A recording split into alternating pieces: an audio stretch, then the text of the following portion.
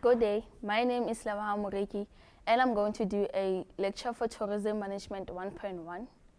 And today we're going to do Chapter 12, Fundamentals of Control in Tourism and Hospitality Organizations.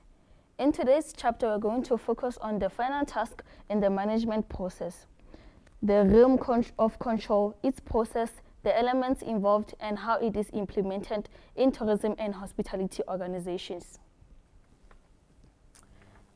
The key concepts: control. Control, the management task that ensures coordination and effective functioning of all activities. Deviation, a gap in performance. Standard, something that is used as a basis of comparison. The control process follows planning, organizing, and leading. What is control? The first function of the management process is planning.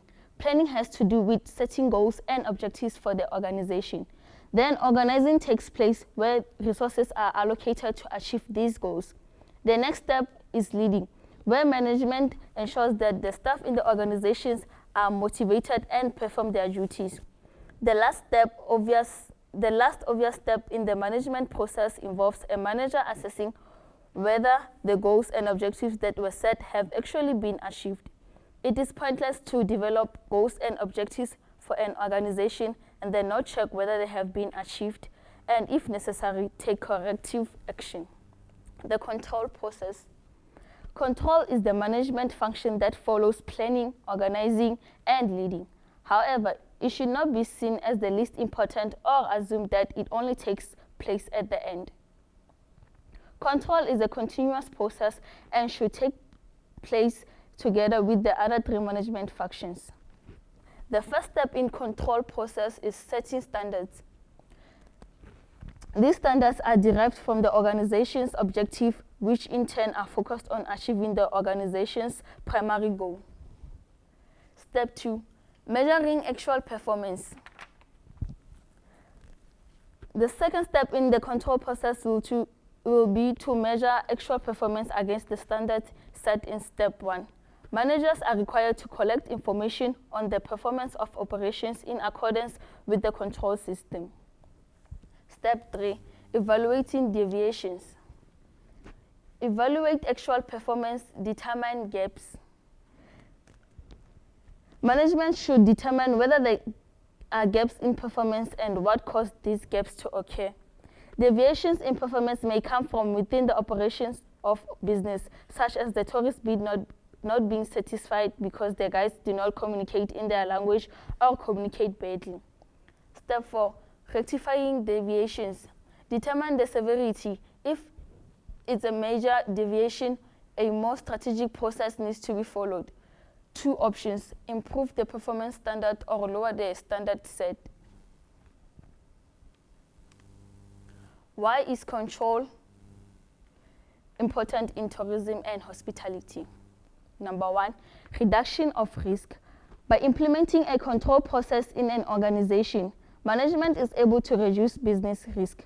This is because control is able to identify non-conformity of actual performance and compare this to the goals of the organization. Number 2, information on future action. Control provides management with information and facts to assist with improvements in planning and organizing. The evaluation of organizational performance helps management make decisions for the future actions, such as the reallocation of resources, rewards, or punishment, and disciplining workers. Number 3, managing the complexities of a large organization.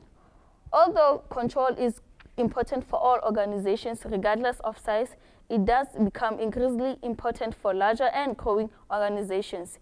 In large organizations, it is impossible to operate without proper policies, procedures, and quality assurance in service delivery. Number 4, indication of weaknesses. Merely planning, organizing, and leading are not sufficient for an organization to identify its weaknesses.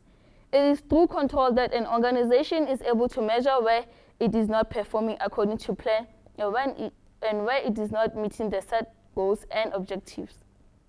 Number 5, assist with coordination. Assist with coordination. Managing and coordinating the activities of an organization and workers effectively are important tasks. Effective management binds all the workers within their respective roles and motivates them to move toward achieving organizational goals and objectives. Simplification of supervision. Control should not be an ad hoc process but should take place consistently. An organization with an established control system is able to identify deviation existing in the organization proactively and consistently. If control follows a systematic process, less supervision is required from management. Supports decentralization. Some organizations may wish to decentralize managers' tasks in order to lift the burden of management away from a central point and to make operations more effective. When proper control procedures, policies, and targets are clearly communicated to subordinates of organizational branches, they develop self-confidence and they will not have to refer to the head office for supervision. We have three different types of control. The pre-control, also known as feed-forward control, is the most desirable form, aims to prevent performance deviation or problem. It is proactive and takes action in advance, and it could be in the form of budget and work plans. The concurrent control is the control that takes place while the activity is still in progress. Supervision is most common form. And lastly, the post-control, also known as the feedback control, takes place after an activity has taken place, has to do with output, advantages, provides managers with information on how effective their planning was, and it enhances motivation. Areas of control. Financial control. The budgets are used to control finance, indicate allocation funds. They may act as a forecast. These budgets are principally an indication of the allocation of funds for a specific activity, or they may act as forecasts of future income expenses. Managers are able to compare their budgets with actual performance to see whether underspending, overspending, or a misallocation of funds took place. Quality control. Detection of mistakes. Check if original is delivering a quality objective. Human resources control. Ensures that the right number of staff members are available and are located at the right time. It also ensures that the staff members are performing their tasks according to expectations. Inventory control. Inventory control refers to control systems that have been put in place to control inventory required for service delivery. Inventory control systems are intended to monitor the levels of inventory and to design structures and procedures for effective inventory management. Facility control. Facility control involves measures to control the operations of tourism and hospitality services within their respective locations. This may include aspects such as carrying capacity, controlling visitors' numbers, quality control, the quality of facilities such as equipment, and controlling the movement of people within the location. Operations control. Operations control involve the control of actual service delivery process. Activities involved in this process could include ensuring guests arrive on time, access control, ensuring that guests are happy, handling guest complaints, inquiries, and ensure that bookings are made according to guest requirements. The characteristics of effective control system. Number 1, accuracy.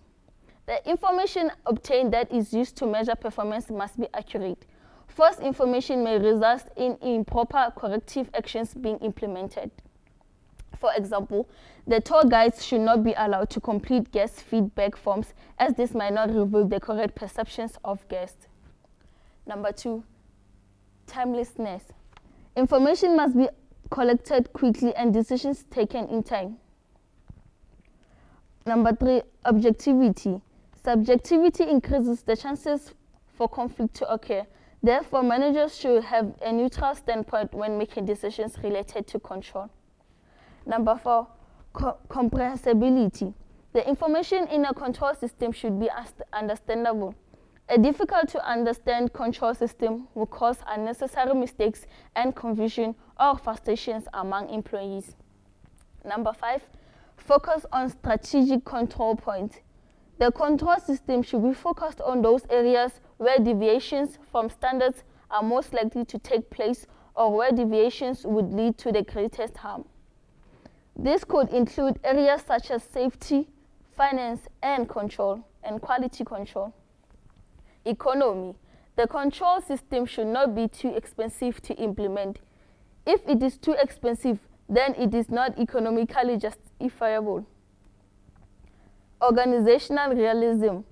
The control system has to be compatible with the organizational realities, and all standards for performance must be realistic. Control system for an accommodation establishment may not always be suitable for a tour operating company or a travel agent. Organizations will have to develop control system within their specific sector of operation. Coordination with the organization's workflow.